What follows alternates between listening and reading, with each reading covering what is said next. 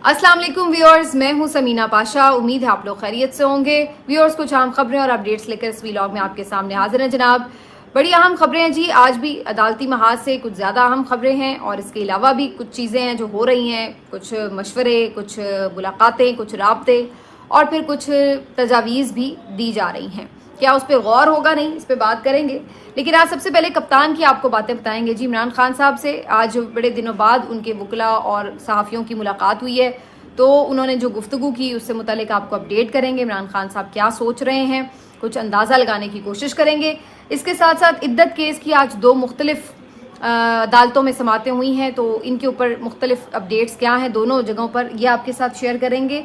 इसके साथ साथ आपको बताएंगे इलेक्शन कमीशन का क्या हाल अहवाल है, ख़ास तौर पर जिन्होंने ट्रिब्यूनल का जज तब्दील किया है उसके ऊपर आज बड़ी इंपॉर्टेंट ऑब्जर्वेशंस, रिमार्क्स और चीज़ें जो हैं समात के दौरान सामने आई हैं, उसके ऊपर बात करेंगे।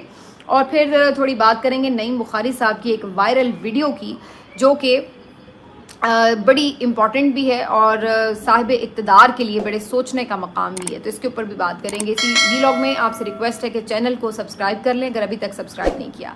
इससे पहले कि ये सारी अपडेट्स आपको दें, मज़म्मत मैंने करनी है बहुत ज़्यादा इस बात के ऊपर कि लोगों को उठाए जाने का सिलसिला अभी तक जारी और सारी है। हम देख सकते हैं कि पाकिस्तान तहरीक इंसाफ के मुख्तलिफ सोशल मीडिया के जो लोग हैं उनको टारगेट किया जा रहा है। कल भी मैंने आपको बताया था अज़हर मशवानी साहब के जो दो भाई हैं वो भी लापता हैं। शहबाज गिल साहब के भाई को लापता कर दिया गया है, उठा लिया गया है। इसके साथ साथ जो एक एंकर पर्सन सहाफ़ी वजाहत सईद खान साहब, वो भी बैरून मुल्क होते हैं, वहाँ से काफ़ी वो बोल्ड गुफ्तगू भी करते हैं। उनके यहाँ पे बहनोई हैं कराची में, उनको भी कुछ थ्रेट्स मौसूल हो रही हैं। और इसी तरह से एक और सोशल मीडिया एक्टिविस्ट हैं चौधरी शहजाद गिल, इनको भी उठा लिया गया। तो ये तमाम लोग हैं जो इस वक्त मिसिंग हैं, लापता हैं। और इसके साथ साथ आज जैसे ही सुबह आँख खुली तो जो सबसे पहली खबर आई वो ये कि वकास अमजद को उठा लिया गया है। वकास अमजद एक नौजवान सोशल मीडिया एक्टिविस्ट है पाकिस्तान तहरीक इंसाफ का, लाहौर का। लाहौर से मेरा ख्याल है ये उसके मरकज़ी सेक्रेटरी इत्तलात भी हैं।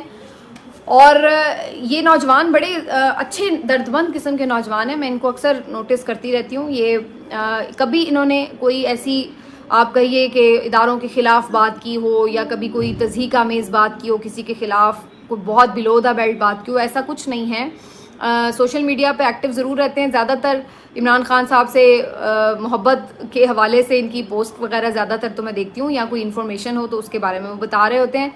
लेकिन बड़ा अफसोस है कि इस तरह के लोगों को भी उठाया जा रहा है जो कि बिल्कुल किसी तौर भी काबिल कबूल नहीं होना चाहिए। और ये नौजवान मैंने सुन रखा है कि बहुत से जो सोशल वेलफेयर के काम हैं उसमें भी काफ़ी एक्टिव रहता है। और हमने देखा ज़मान पार्क में भी सहरी इफ्तारी करवाते हुए इनको देखा। लोग और भी बहुत सारे जो उनको करीबी जानते हैं वो बताते हैं कि वैसे भी ज़रूरतमंदों की मदद करने में बड़ा पेश रहते हैं। वकास अमजद को इससे पहले गिरफ्तार भी किया गया था इसी तरह कोई रैली शैली निकालने के जुर्म में, और फिर कुछ दिनों बाद इनकी रिहाई हुई थी और अब इनको बिल्कुल ही उठा के लापता कर दिया गया है। तो ये सारा जो मामला है ये बहुत ही तकलीफ देह भी है और नाकाबिले कबूल भी, काबिल मज़म्मत भी और अफसोसनाक भी, शर्मनाक भी।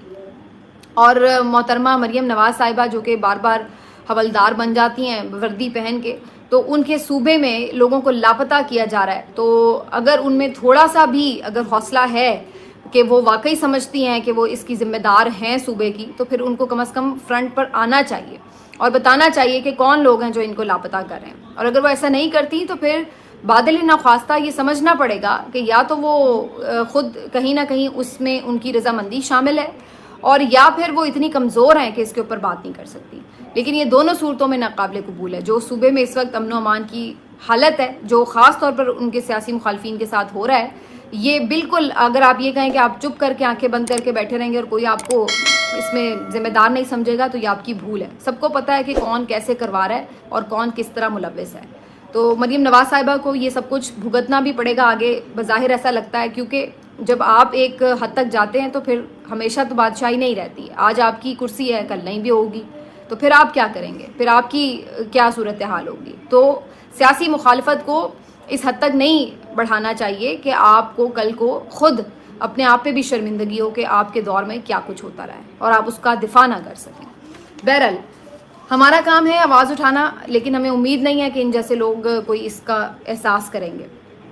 عمران خان صاحب سے جی کیا گفتگو چل رہی ہے بتاتے ہیں آپ کو. عمران خان صاحب کے حوالے سے یہ خبر بھی بڑی مارکیٹ میں گرم ہے کہ جو ججز نے ان کو نیب ترامیم کیس کی سماعت کے دوران مشاورت کرنے کا مشورہ دیا بیسکلی کہ بات چیت کریں, مذاکرات کریں, تو اس کے حوالے سے عمران خان صاحب نے تھوڑا سنجیدگی سے غور کیا ہے اور خان صاحب نے سپریم کورٹ کو ایک اور خط لکھنے کا فیصلہ کیا. پہلے بھی وہ ایک خط لکھ چکے ہیں ویسے چیف جسٹس قاضی فائز صاحب کے نام, اب انہوں نے ایک اور خط لکھنے کا فیصلہ کیا ہے جس میں جو یہ مذاکرات کے حوالے سے ان کے تحفظات ہیں یا جو بھی ان کے پوائنٹس ہیں, نقطہ نظر ہے, وہ بیان کریں گے. وہ ہوپ فلی جو اب خبریں آ رہی ہیں کافی حد تک انہوں نے اس کا جو ایک پیٹرن ہے, جو اس کا بنیادی مقصد ہے, وہ اپنے وکلاء کو بتا دیا ہے کہ اس طرز کا وہ خط لکھا جائے گا. تو یہ بڑا امپورٹنٹ اس لیے ہے کیونکہ بہت سے لوگ اس بات پہ مسلسل تنقید کر رہے ہیں کہ عمران خان کیوں اسٹیبلشمنٹ سے بات کرنا چاہتے ہیں, کیوں وہ سیاسی جماعتوں سے بات نہیں کرنا چاہتے. حالانکہ یہ وہی لوگ ہیں جو کہ اس سے پہلے اپنی آنکھوں سے دیکھ بھی چکے ہیں کہ P M L N, Peoples Party, کسی نے بھی اپنے برے دور میں اسٹیبلشمنٹ سے بات کر کے ہی اپنے ریلیف لیے ہیں اور اپنے کیسز ختم کرائے اور اپنے لیے واپسی کی راہیں ہموار کیں. لیکن عمران خان اگر کھل کے یہ بات کر رہے ہیں تو اس کی وجہ یہ کہ وہ کوئی ریلیف نہیں لینا چاہ رہے, وہ کوئی واپسی کی راہ نہیں چاہ رہے, وہ کوئی اپنے لیے کسی طرح بھی اقتدار کے لیے وہ یہ نہیں کہہ رہے کہ جائز اور ناجائز بس مجھے اقتدار میں پہنچا دو, بلکہ وہ کھل کے اسی لیے سب کے سامنے یہ بات کہتے ہیں کہ انہوں نے اسٹیبلشمنٹ سے بات کرنی ہے کیونکہ انہوں نے کوئی چوری والی بات نہیں کرنی, کوئی چور دروازے سے اپنے لیے معاملات طے نہیں کرنے. وہ اس لیے سب کے سامنے کھل کے کہتے ہیں کہ میں نے اسٹیبلشمنٹ سے بات کرنی ہے تاکہ جو بھی بات ہو وہ سب کے سامنے ہی ہو. اور اب اس ساری صورتحال میں عمران خان صاحب نے چونکہ انہیں بار بار یہ کہا جاتا ہے کہ جی آپ جماعتوں سے بات کر لیں, تو یہ فیصلہ کیا ہے کہ چلیے اس حوالے سے کوئی سیریس اگر پیشکش آتی ہے, کوئی اس پہ گارنٹر بنتا ہے اس ساری بات چیت میں, تو وہ اس کے لیے بھی تیار ہیں. یہ عمران خان صاحب نے اس لیے بھی میرا خیال کیا, میں نہیں سمجھتی کہ وہ بہت ہوپ فل ہوں گے. میرا تجزیہ یہ ہے کہ ایسا نہیں ہے کہ وہ کوئی ہوپ فل ہیں کہ واقعی سیاسی جماعتیں ان کے لیے بڑا کوئی جمہوریت کا دروازہ کھول دیں گی اور اپنا مینڈیٹ چوری شدہ واپس کر دیں گی. انہیں پتہ ہے کہ ایسا کچھ نہیں وہ کریں گی, لیکن کم از کم وہ تمام لوگ جو ہر وقت اس بات پہ تنقید کر رہے ہوتے ہیں, شاید ان کی تنقید کا منہ ضرور بند ہو جائے گا کہ بھائی دیکھ لیں, مذاکرات کر کے دیکھ لیں کیا حل نکلا ہے. اور یہ ان لوگوں سے مذاکرات کرنے ہیں جو کہ کس طرح صوبے میں بیہیو کر رہے ہیں, وہ میں آپ کو آلریڈی پہلے بتا چکی ہوں شروع میں. تو پھر بھی ان لوگوں سے جی بات چیت کرو, چلو جی کر کے دیکھ لیتے ہیں کیا اس سے بنتا ہے. تو میرا خیال ہے کہ اس کا کوئی فائدہ تو نہیں ہوگا, لیکن کم از کم یہ ضرور ہوگا کہ لوگ اتمام حجت کے لیے صحیح یہ کہہ دیں گے کہ چلو بھائی عمران خان نے بات تو کی تھی, ورنہ مسئلے کا حل جہاں پر ہے وہ سب کو پتہ ہے. تو بہرحال عمران خان صاحب نے آج جو گفتگو کی ہے اس میں انہوں نے محسن نقوی صاحب کے اوپر بھی یہ بات کی کہ یہ کس کی سب سے بڑی سفارش تو یہ خود ہے, اور یہ بات کر رہے ہیں کہ جی ٹیم کی سرجری کی ضرورت ہے. اصل میں تو ان کی اپنی سرجری کی ضرورت ہے. انہوں نے جس بھی چیز کو ہاتھ لگایا ہے تباہ و برباد کر کے رکھ دیا ہے. اور عمران خان صاحب نے پھر آج ساری بات چیت کی ہے کہ جس طریقے سے معیشت کا گلا گھونٹا جا رہا ہے, جو صورتحال بن رہی ہے, جو اس وقت لوگوں کے ساتھ کیا جا رہا ہے, جس طرح سے لوگوں کو اٹھایا جا رہا ہے گھروں سے, کنونشنز تک برداشت نہیں ہے ان لوگوں سے, اور لا قانونیت کی ایک ہمیں مثال نظر آ رہی ہے. تو یہ سب باتیں عمران خان صاحب آج ریکارڈ پر لے کر آئے ہیں. اور پھر ساتھ ہی انہوں نے یہ بات کی ہے کہ جو ان کے ساتھ رویہ رکھا گیا ہے, جس طریقے سے انہوں نے پھر آج سوالات کے جواب دیتے ہوئے یہ بات کی ہے کہ جو نواز شریف صاحب ہیں کیسے محفلیں لگا کرتی تھی جیل میں. خود زبیر صاحب بتا چکے ہیں کہ صبح 10 بجے سے دوپہر 2 بجے تک 22 لوگ ایک ساتھ بیٹھ کے میٹنگز اٹینڈ کرتے تھے نواز شریف صاحب کے ساتھ. فیملی کے لوگ سارا دن موجود رہتے تھے. عمران خان صاحب کہتے ہیں مجھے تو آدھا گھنٹہ ملاقات نہیں کرنے دیتے اپنے وکلا سے, اپنی فیملی سے ایون.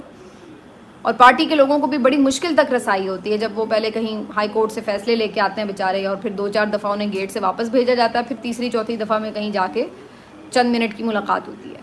تو خان صاحب یہ ساری چیزیں آن ریکارڈ رکھ رہے ہیں کہ جس طرح سے ڈیتھ سیل میں مجھے رکھا ہوا ہے, جس طرح سے یہ میرے ساتھ ٹریٹ کر رہے ہیں, اور پھر آ کے مجھے ہی الزام ٹھہرایا جاتا ہے کہ جی میں انتشار کر رہا ہوں, یا میں نفرت کی سیاست کر رہا ہوں, یا مجھے ہی پہل کرنی ہے, مجھے ہی بات کرنی ہے. تو یہ ایک عجیب یہاں کا دستور ہے ہمارے ملک کا کہ جس کے ساتھ ظلم ہو رہا ہے اسی کے ساتھ اسی کو دباؤ اور اسی کے اوپر پریشر ڈالو, اسی کو مشورے دو, نصیحتیں کرو.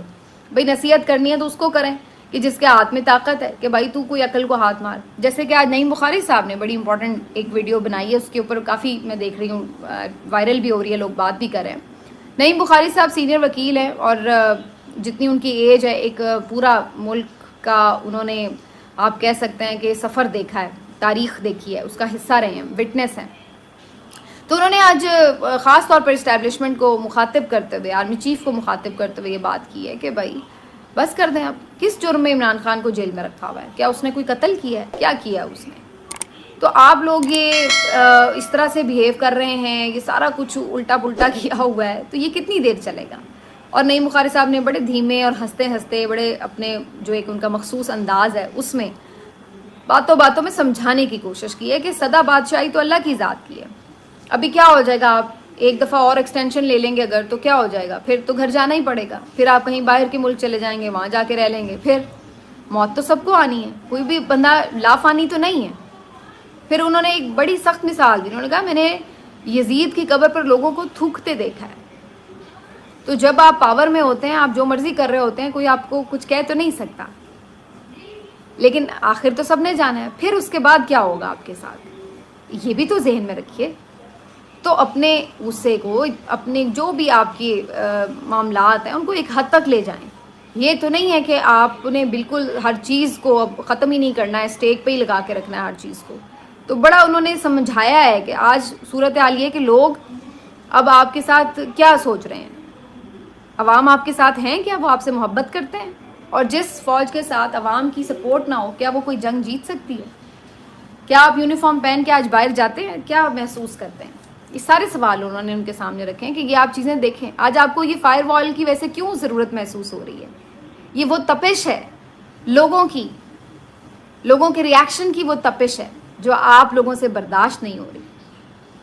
یہ جو فائر وال ہے یہ ان کے لیے نہیں ہے، یہ آپ اپنے لیے کھڑی کر رہے ہیں ارد گرد. اور اس کا مقصد کیا ہے کہ آپ اس تپش سے بچنا چاہتے ہیں جو تنقید آپ کے اوپر ہو رہی ہے. تو اتنے حربے، اتنا کچھ کرنے سے کیا حاصل ہو جائے گا؟ کچھ بھی نہیں. ابھی بھی آپ باہر، معیشت بھی نہیں سنبھل رہی آپ سے، سب لوگ باہر جاتے ہیں، کیا لے کے آتے ہیں؟ کچھ بھی نہیں.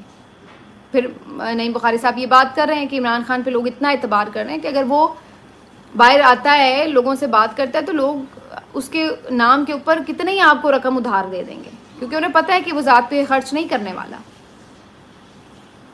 تو جب سارا ہر طرف سے آپ کو ایک رسوا ہو کے پھر آپ کو ایک کام کرنا ہے، تو پھر ابھی کر لیں تاکہ تھوڑی گریس بھی رہ جائے. لیکن نعیم بخاری صاحب کی ویڈیو بڑی ویسے مزیدار ہے، دیکھنے والی ہے، لیکن بات وہی ہے کہ بات تو انہوں نے کام کی اگر کوئی سمجھے تو. اس کے ساتھ ساتھ جناب عدت کیس کے حوالے سے آپ کو بتا دیتے ہیں. اب جو کیس جس کے اوپر عمران خان صاحب اس وقت جیل میں ہیں، بشرا بی بی جیل میں ہیں، یہ ہے جی عدت کیس. اور حالت اس کیس کی یہ ہے کہ اس کو ڈیفینڈ کرنے کے لیے کوئی آتا تک نہیں ہے. سزا تو جیسے تیسے دلوا دی تھی انہوں نے، جس طرح وہ سب کو پتہ ہے. تو اس کے بعد اب صورتحال یہ ہے کہ جب ہائی کورٹ میں کیس لگتا ہے یا دوسری ڈسٹرکٹ کورٹ میں لگتا ہے تو کوئی پیش ہی نہیں ہوتا. پہلے بھی جو ہوا ساری آپ کے سامنے میں بتا چکی ہوں کئی بار. اب آج بھی دو مختلف جگہوں پہ اس کیس کی سماعت تھی، اس لیے کہ ایک تو جو مجوکا صاحب کو انہوں نے ٹرانسفر کر دیا تھا عامر فاروق صاحب نے، کیس تو وہاں پہ تھی. وہاں پہ کیا ہوا جی؟ وہاں پہ یہ ہوا جی کہ اب پورا کیس پہلے لڑتے رہے رضوان عباسی صاحب جو کہ خاور مانیکا صاحب کے وکیل ہیں. اب آج آ کے کہتے ہیں جی میں نے تو کیس ہی نہیں لڑنا، اب نیا وکیل ہائر کروں گا پھر ملیں گے. تو اس کا مطلب کیا ہے؟ اس کا مطلب یہ ہے کہ تاخیری حربے، اور کیا.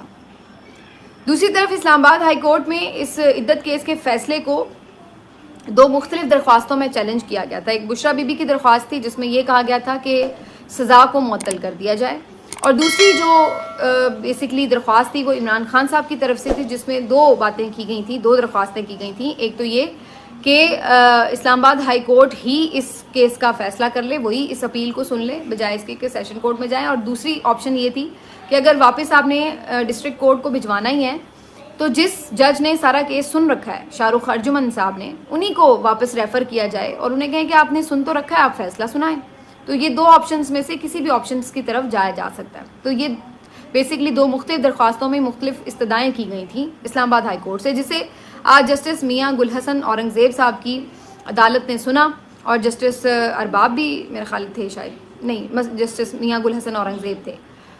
تو جسٹس میاں گل حسن اورنگزیب نے آج جب سلمان اکرم راجہ صاحب اس میں پیش ہوئے کیس کی ہیئرنگ میں، تو ان سے بڑے دلچسپ سوال جواب ہوئے. اور اس میں ایک جگہ انہوں نے پوچھا کہ کتنی دیر لگی سزا سنانے میں، تو سلمان اکرم راجہ صاحب نے کہا 3 دن میں سزا سنائی گی. تو وہ کہتے نہیں میں ٹرائل کی بات کر رہا ہوں. کہتے میں ٹرائل بتا رہا ہوں آپ کو، 3 دن میں 12 گھنٹے ٹرائل ہوا ہے اور سزا سنائی گئی. تو آپ یقین کریں کہ جسٹس صاحب باقاعدہ ہنس پڑے. خیر یہ ان کے لیے کوئی میرا نہیں خیال ہے نئی انفارمیشن ہوگی، ساری وہ بھی اسی دنیا میں رہتے ہیں، انہیں بھی پتہ ہی ہوگا کہ کیا چل رہا ہے، تو جس طرح سزائیں سنائی گئی تو بھلا انہیں نہیں پتہ ہوگا، لیکن اب یہ باتیں آن ریکارڈ ہوئی ہیں تو وہ ہنس پڑے باقاعدہ کہ 3 دن میں کسی کو آپ نے سزا سنا دی۔ تو بہرحال ابھی انہوں نے 14 جون کے لیے نوٹس کر دیے ہیں۔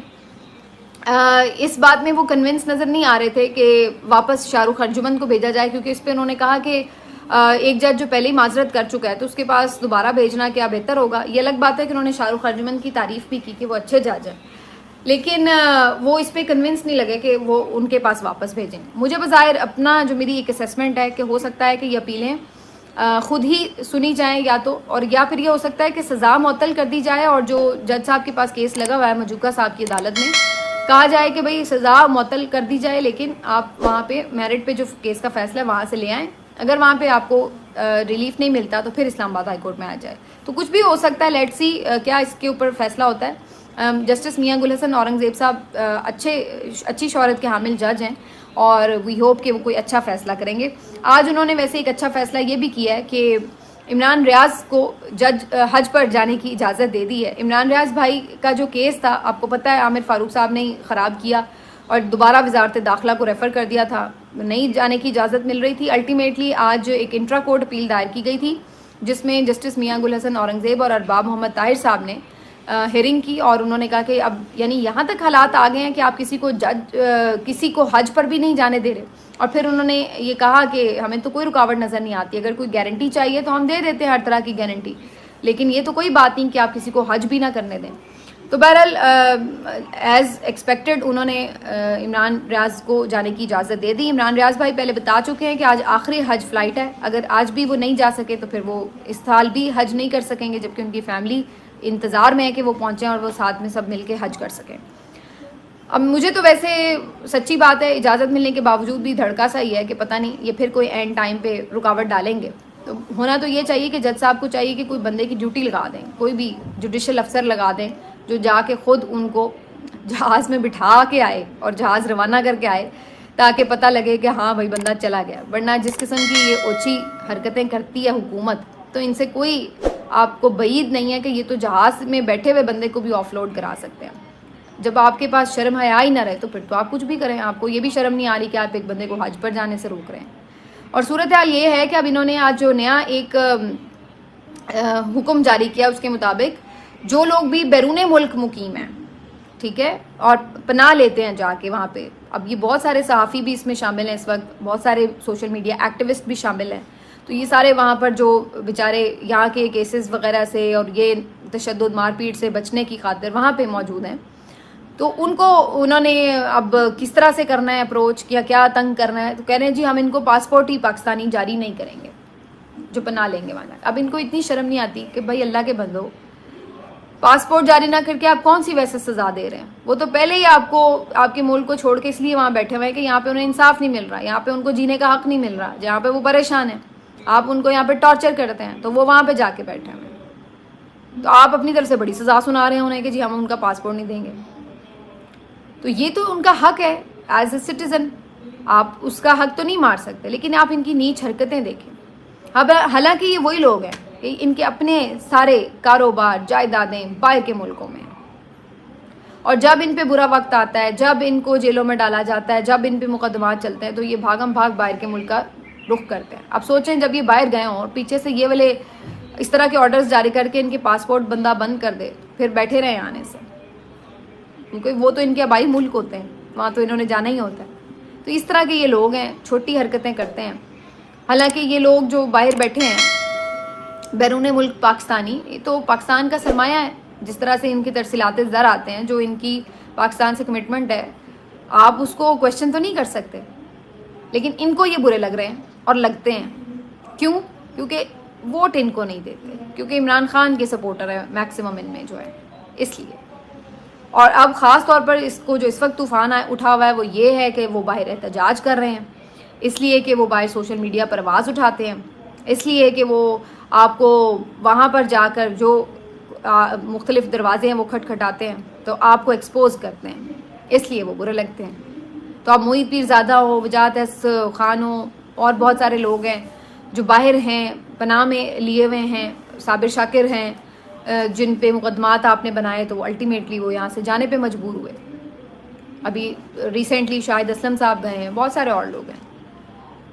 تو یہ یہاں تک آپ اپنے ملک کی صورتحال کو لے آئے ہیں, اور وہ لوگ جو پہلے نہیں اس طرح بات کرتے تھے وہ بھی بات کرنے پہ مجبور ہو رہے ہیں. اظہر مشوانی کو ٹویٹر وغیرہ پہ میں نے دیکھا ہے ٹویٹ کرتے ہوئے, لیکن وہ میڈیا پہ اس طرح آ کے نہیں بات کرتے تھے. لیکن اب ان کے 2 بھائیوں کو اٹھایا ہوا ہے. اب انہوں نے ایک انٹرنیشنل پلیٹ فارم پہ بات بھی کی ہے, سارا بتایا ہے کہ کس طریقے سے فسطائیت کا دور ہے, اور صرف اس وجہ سے کہ جی وہ میرے بھائی ہیں, ان اظہر مشوانی پہ دباؤ ڈالنے کے لیے ان کے بھائیوں کو اٹھا لیا گیا, اور لا قانونیت کی انتہا کہیں پیش نہیں کیا جا رہا. کوئی جھوٹا ہی مقدمہ صحیح, آپ چلو جھوٹا مقدمہ بناؤ, کہیں گرفتاری شو کرو, کہیں پیش تو کرو. یہ تو بالکل ہی عجیب کہانی ہے کہ آپ کسی بندے کو غائب ہی کر دو, اس کا کوئی اتا پتہ ہی نہ ہو کہ وہ ہے کہاں. تو یہ صورت ہے. بہرحال الیکشن کمیشن سے جڑی ساری جو واردات ہے وہ میں آپ کو اگلے ویلاگ میں بتاؤں گی. یہ تو میں نے آپ کو بتا دیا تھا کہ جو الیکشن کمیشن ہے اس نے ٹریبونل جو ہے چینج کر کے جج اس کا اور شکور پراچا صاحب کو دے دیا تھا. شکور پراچا صاحب ایک ریٹائرڈ جج ہے, ان کی شہرت کوئی اچھی نہیں ہے, پی سی او پہ حلف اٹھا چکے ہیں, کرپشن کا ان کے اوپر ایک ریفرنس بھی تھا, پھر استعفیٰ دے دیا. ایک کمیشن کا انہیں سربراہ بھی بنایا گیا تھا, ارشد شریف شہید کمیشن کے لیے, اس پہ بھی ان کی والدہ نے اعتراض کیا تو انہیں ہٹا دیا گیا تھا. تو اس طرح کی ان کی شہرت ہے, تو ان کو انہوں نے جج اپوائنٹ کر دیا اس کا ٹریبونل کا. اس سارے معاملے پہ آج عامر فاروق صاحب بڑا غصہ ہوئے ہیں اور انہوں نے بڑا شور مچایا کہ جی اب الیکشن کمیشن یہ کیا کر سکتا ہے. لیکن عامر فاروق صاحب کا شور مچانا ہمیں کوئی اتنا ایسا نہیں لگتا کہ نتیجہ خیز ہوگا یا فیصلہ کن ہوگا. الٹیمیٹلی وہ بھی کچھ ایسا ہی فیصلہ دیتے ہیں جس کا فائدہ اس حکومت کو ہی ہوتا ہے.